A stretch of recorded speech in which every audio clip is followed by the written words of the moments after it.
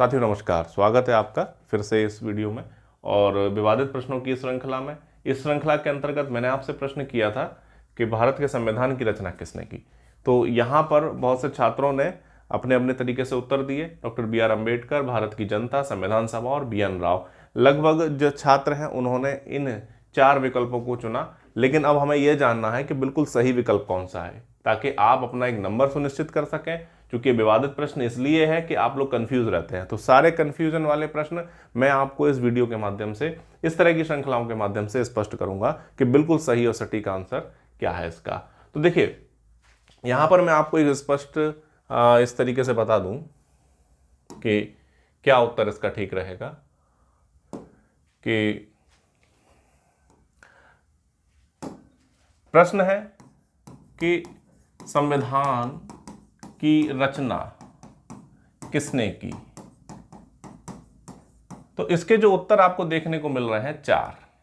पहला है doctor B.R. Ambedkar, ठीक। दूसरा B.N. राव। तीसरा पीपल ऑफ इंडिया।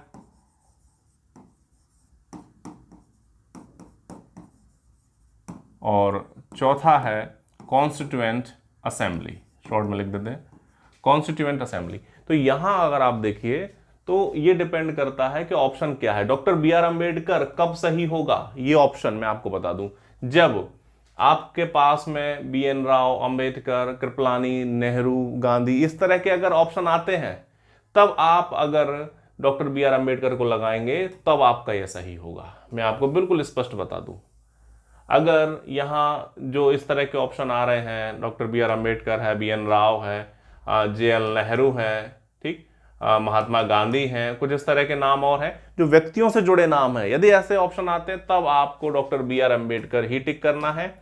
उस स्थिति में ये बिल्कुल सही रहेगा, उस स्थिति में ये बिल्कुल सही रहेगा, अन्य बिल्कुल भी ठीक नहीं है। ये बिल्कुल उपयुक्त विकल्प तराशने की, खोजने की आवश्यकता रहती है।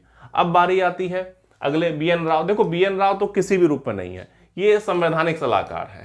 यानी कि संविधान जब बनाया जा रहा था तो उनसे बस ये कहा गया था कि आप पूरे भारत में इस तरह की न्यूज़ फैला दीजिए कि संविधान बन रहा है और जनता जो है आपको लिखित रूप से बताएं कि संविधान में वो क्या चाहते हैं। तो B.N. राव ने बहुत मेहनत की, पूरे भारत की जनता ने उनको लेटर लिखकर अपने जो जनता चाहती थी कि किस तरह से संविधान में कौन सी चीजें होनी चाहिए, तो वो सारी चीजें लिखकर सारे भारत की जनता ने B.N. राव तो पहुंचाया। तो B.N. राव पर बहुत बड़े पुलंदे से इकट्ठे हो गए, उन्होंने बहुत शॉर्ट कर कर चीजों को डॉक्टर B.R. अम्बेडकर को दिया था। तो ये मैं आपको बाद में कभी बताऊंगा। तो B.N. राव का आपको क्लियर हुआ क्या काम था, केवल भारत की जनता से राय लेना, सुझाव लेना लिखित रूप से और उनको इकट्ठा करके डॉक्टर अम्बेडकर के पास पहुंचाना, ठीक। उसके बाद डॉक्टर अम्बेडकर की प्रारूप समिति ने काम किया और प्रारूप 3 बार बनाए, संशोधन हुए 3 बार संविधान सभा में और बाद में वो पारित हुआ।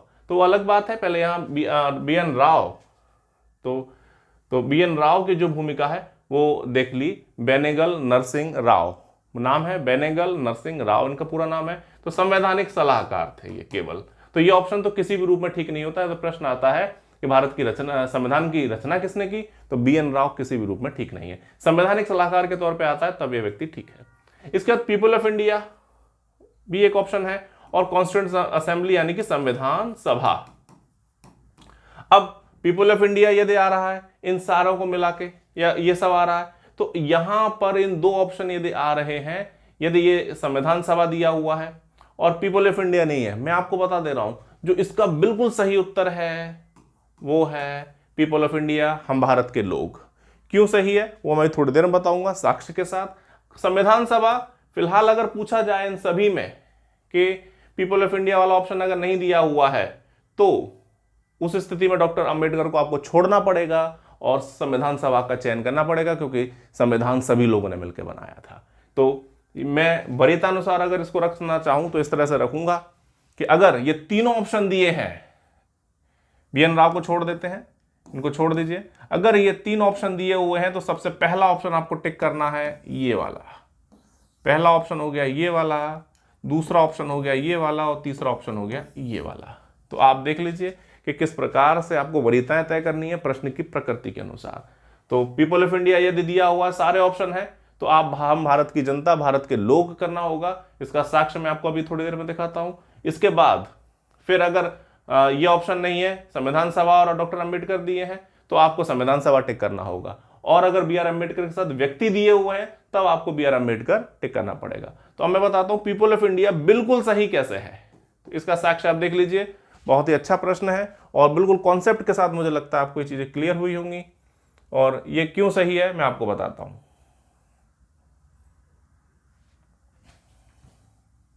ये देखिए, ये है हमारे भारतीय संविधान की प्रस्तावना यानी कि उद्देशिका।